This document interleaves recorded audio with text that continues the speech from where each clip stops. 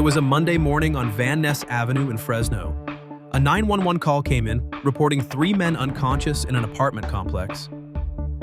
First responders raced against time, but for one of them, a man in his 20s time had already run out. The killer wasn't a person. It was a powder.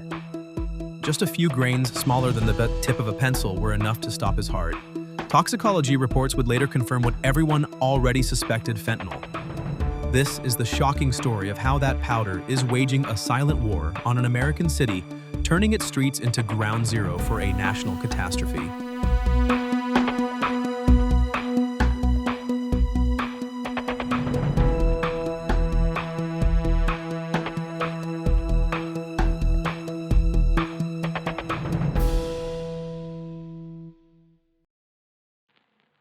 Number 1. The anatomy of a poison. To truly understand the wave of devastation hitting Fresno, you have to dissect the weapon itself. Its name is fentanyl. For decades, the word on the street was heroin, a drug that has destroyed countless lives. But fentanyl operates on a different, more terrifying level of lethality. It is a synthetic opioid first engineered by scientists in 1959 as a powerful anesthetic for surgery. In a controlled, sterile hospital environment, it is a medical miracle capable of managing the kind of agonizing pain in cancer patients that even morphine, the gold standard of pain relief, couldn't touch. It is a tool of compassion, but on the streets, that same power, a potency 50 to 100 times stronger than morphine, has been twisted into a weapon of terrifying efficiency. In the brutal economics of the illegal drug trade, fentanyl is a game changer. It doesn't need to be grown in fields halfway across the world. It can be synthesized in illicit labs from chemicals, making it far cheaper and easier to produce than heroin. This cheapness has allowed it to completely eclipse its predecessor. The high it delivers is a powerful, euphoric rush, but it's dangerously brief. This short duration is not a flaw, it's a feature of its business model. It forces users into a frantic, desperate cycle of chasing the next dose, not in hours, but in minutes. This relentless cycle has made fentanyl the undisputed king of California's illegal drug market, and Fresno is now caught in its deadly grip. The danger is insidious, often hiding in plain sight. Public health officials in Fresno County issue the same stark warning day after day. When you buy drugs on the street, you are playing Russian roulette. You have absolutely no idea what you're truly getting. Pills that look identical to prescription medications like Xanax or OxyContin, known on the street as M30s, are frequently counterfeit pills pressed with a fatal dose of fentanyl. Even more disturbing is the emergence of rainbow fentanyl, brightly colored tablets that resemble candy. A sinister disguise that makes a lethal poison seem harmless. Have you ever wondered how a community gets to a point where its children might mistake a deadly drug for a piece of candy? The scale of this national crisis is staggering, almost impossible to fully comprehend. According to provisional data from the U.S. Centers for Disease Control and Prevention, in a single 12-month period between March 2021 and March 2022, more than 109,000 Americans died from drug overdoses. To put that number in perspective, it's like a fully loaded Boeing 737 crashing every single day for a year. Fentanyl and its synthetic relatives were the primary culprits in over 2/3 of those deaths. For some people trapped in the cycle, this drug is the only thing that numbs an unbearable reality. Number 2, the perfect storm. So why here? Why has Fresno, a city once nicknamed by travelers as the most dreamy city in America, become such fertile ground for this invisible killer? What happened to the agricultural heartland that once fed a nation, the place that symbolized the promise of the Central Valley? For decades, this was a place where the American dream for many was still attainable. The fertile soil yielded grapes, almonds, and citrus, and the low cost of living meant that a family could own a small home on a single income. It was a place to raise children to build a future, but if you walk these streets today, that dream feels like a memory from another lifetime, a story told about a different place. The city is now a national case study in what happens when a devastating housing crisis collides with a full-blown public health emergency. The numbers tell a story of systemic collapse. In 2019, an official count estimated around 2,500 people were experiencing homelessness in Fresno and its surrounding Madera counties. It was a crisis then, but by the year 2024, that number had surged to nearly 4,500. That is an almost 80% increase in just 5 years. What is fueling this exodus to the streets? A housing market that has become completely untethered from the reality of local wages? A startling report from the real estate website Zumper showed that in 2022, the median rent for a one-bedroom apartment in Fresno climbed to an astonishing $1,540. That represented a 40% increase from the same period the previous year, the largest and fastest increase in the entire nation. For a two-bedroom apartment, the median rent hit $1,740. Let's break down what that means. For a person earning California's minimum wage, they would have to work over 100 hours a week just to afford that one-bedroom apartment, leaving nothing for food, transportation, or healthcare. Do you believe it's still possible for an ordinary working family to build a stable life in cities like this? This is the anatomy of the perfect storm. A human tidal wave created by economic forces is pushing thousands of people out of their homes and onto the streets. At the exact same moment, a chemical tidal wave of cheap, deadly fentanyl is flooding those same streets. The housing crisis created an army of the desperate and the vulnerable. Number 3. Ground Zero, a portrait of despair. To witness the shocking truth of this wave, you have to go to its ground zero, the sprawling makeshift encampments that have become a permanent feature of Fresno's landscape. They stretch from the narrow alleys of Chinatown to the dusty industrial zones alongside Highway 99. Here, life is stripped down to its most brutal elements. This isn't just about not having a home. This is about a daily, hourly fight for survival. Roughly half of the city's unhoused population sleeps without any form of shelter at all. No tent, no car, just a blanket on the cold concrete. Over a quarter of them are women who face the constant threat of violence.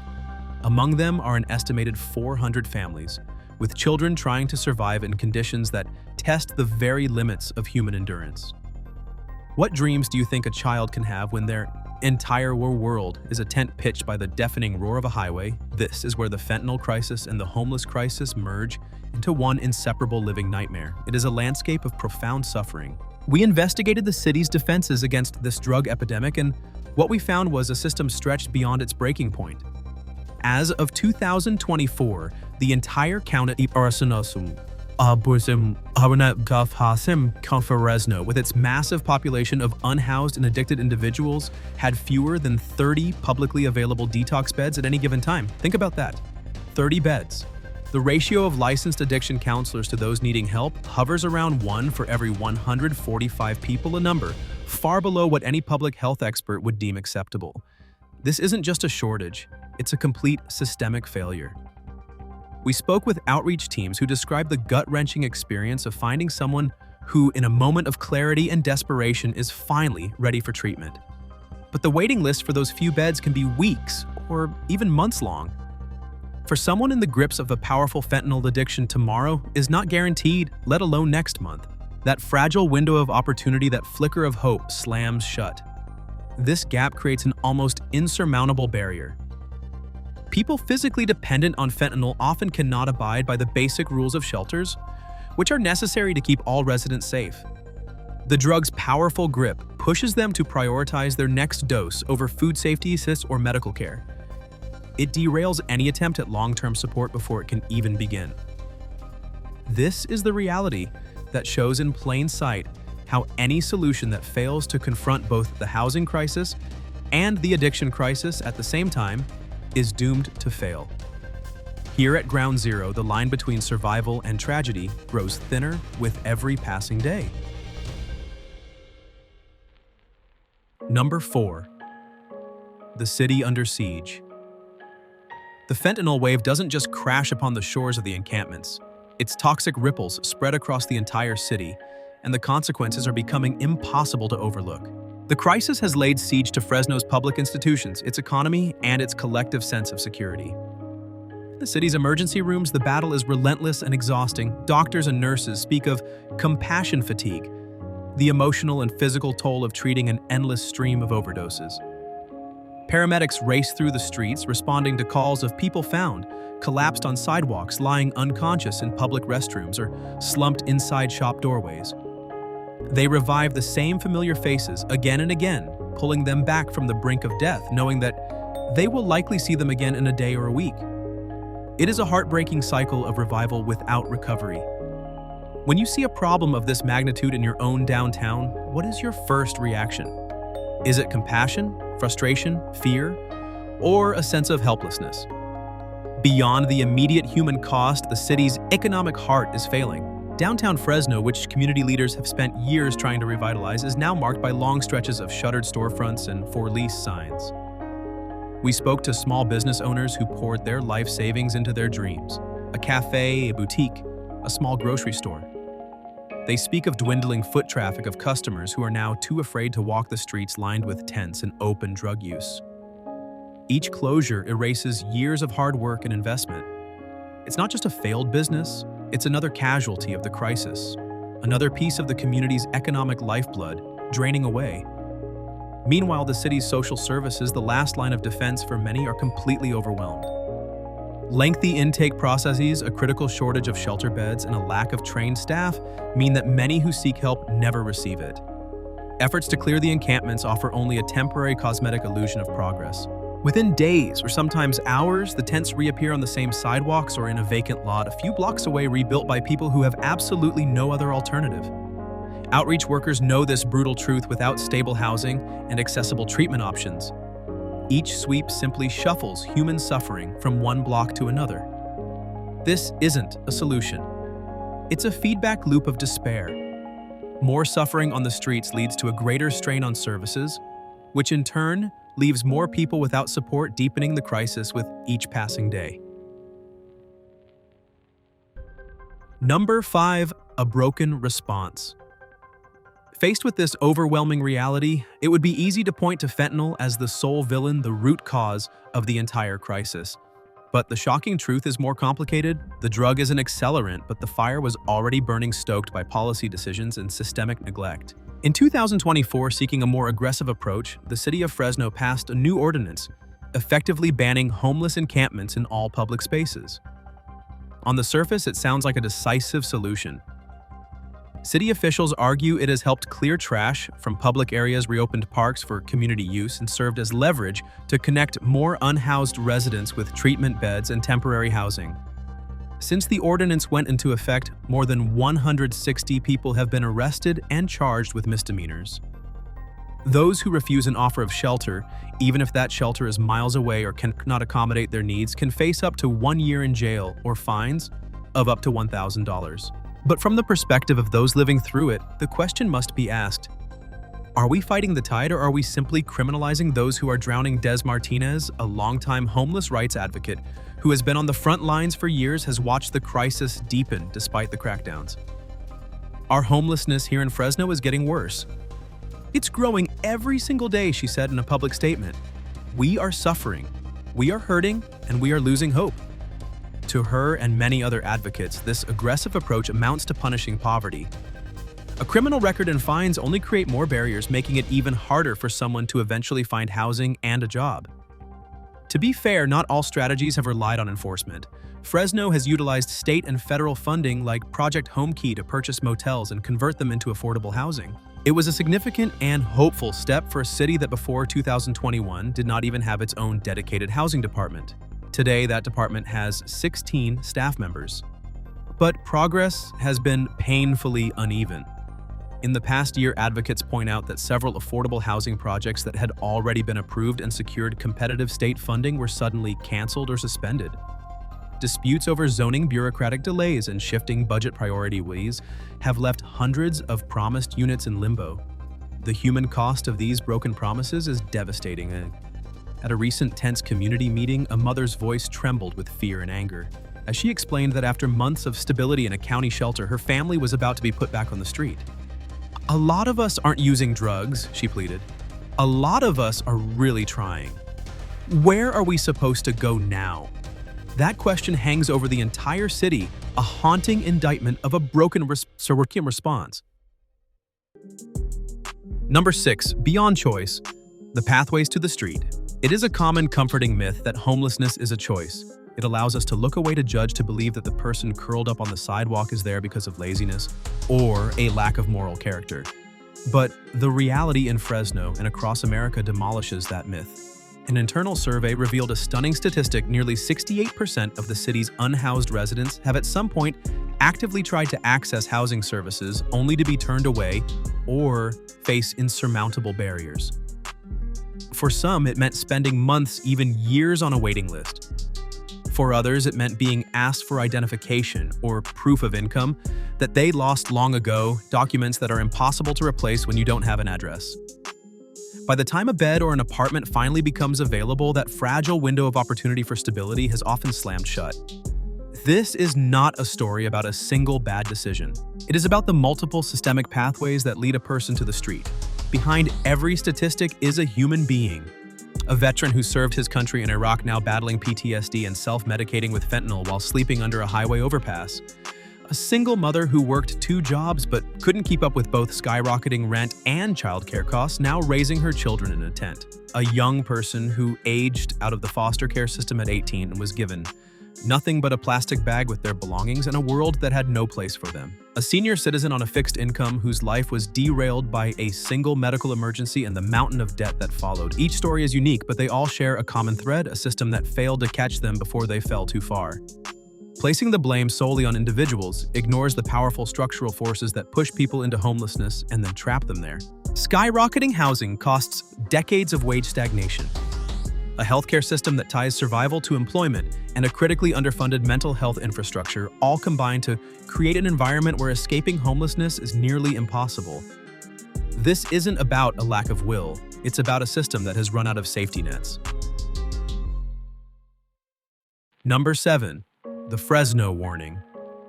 The crisis here reflects a pattern seen in countless American cities where the perfect storm of a housing affordability crisis, a mental health crisis, and the spread of deadly synthetic drugs has created a landscape of unimaginable despair. What is the solution to a crisis of this magnitude? Some have suggested that what is needed is a response on the scale of the Marshall Plan, the massive, coordinated initiative that rebuilt entire nations from the ashes of World War II. In today's context, such a plan would mean more than just temporary shelters or small pilot projects. It would mean a national, multi-decade commitment to building tens of thousands of affordable permanent housing units. It would mean expanding access to healthcare addiction treatment and mental health services and making them available to every single American regardless of their income. It would mean addressing the root causes of poverty with the same urgency once reserved for reconstructing war-torn Europe. Without that level of bold, sustained commitment, Fresno and cities like it will remain locked in this reactive, brutal loop, clearing encampments, watching them reappear, and counting the rising toll in lives lost and futures destroyed. Shelters across the city, which have for years provided a free meal and a safe place to sleep, are now facing the possibility of closing their doors. The reason is painfully simple: the money is running out. For the people who rely on them, these closures would mean losing the one place that offered a moment of safety in a dangerous world. Perhaps the most devastating consequence of this twin crisis is not something you can count in statistics, measure in dollars, or capture in a wide shot of an encampment. It is the invisible psychological erosion, the slow-motion erasure of the self. Before a person loses their life to an overdose, they often first lose their identity. Think about who these individuals were before they became a statistic. The man you see huddled in a doorway, his face hidden from the world, was once a mechanic who could name every part of a car's engine by touch. He was a father, a son, a neighbor. The woman pushing a shopping cart filled with the last remnants of her life once planned birthday parties for her children, had a favorite coffee shop, and dreamed of a vacation. They had pasts, quirks, and futures. But on the streets, that identity is stripped away layer by layer.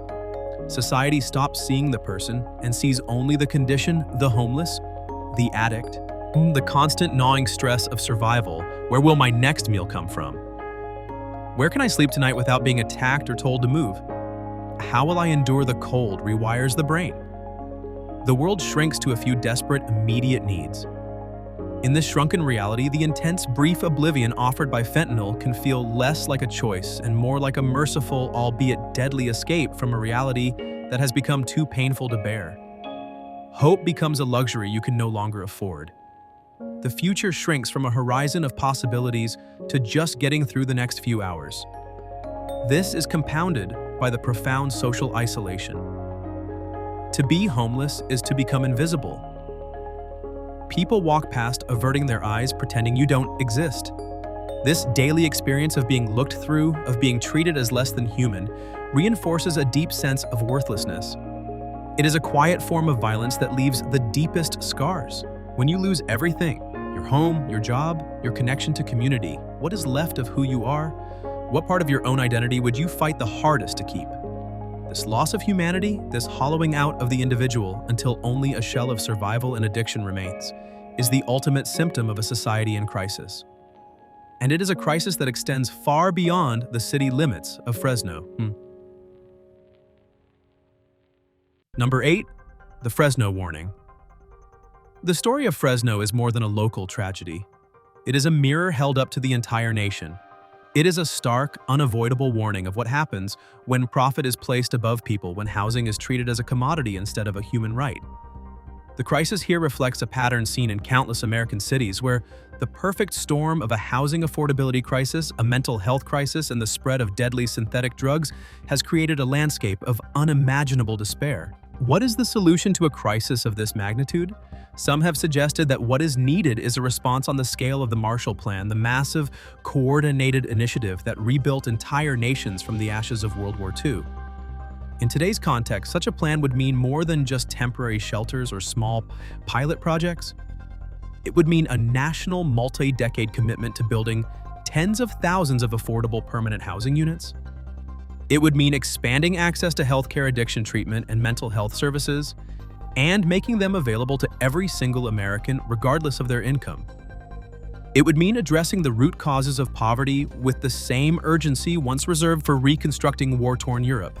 Without that level of bold, sustained commitment, Fresno and cities like it will remain locked in this reactive, brutal, loop-clearing encampments, watching them reappear and counting the rising toll in lives lost and futures destroyed. Shelters across the city, which have for years provided a free meal and a safe place to sleep, are now facing the possibility of closing their doors. The reason is painfully simple: the money is running out. For the people who rely on them, these closures would mean losing the one place that offered a moment of safety in a dangerous world. The shocking truth is that this story is a warning. Choosing to act is a personal decision. But by choosing not to act, we collectively accept this as our new reality.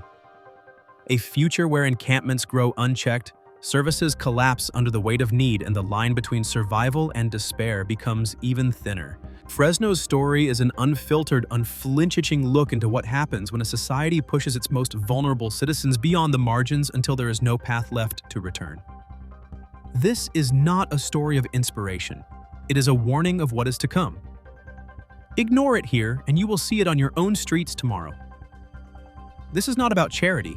It is about facing a truth that many choose to avoid. For more unflinching reports from the heart of America's hidden crises like this video, and subscribe to Bear City 24.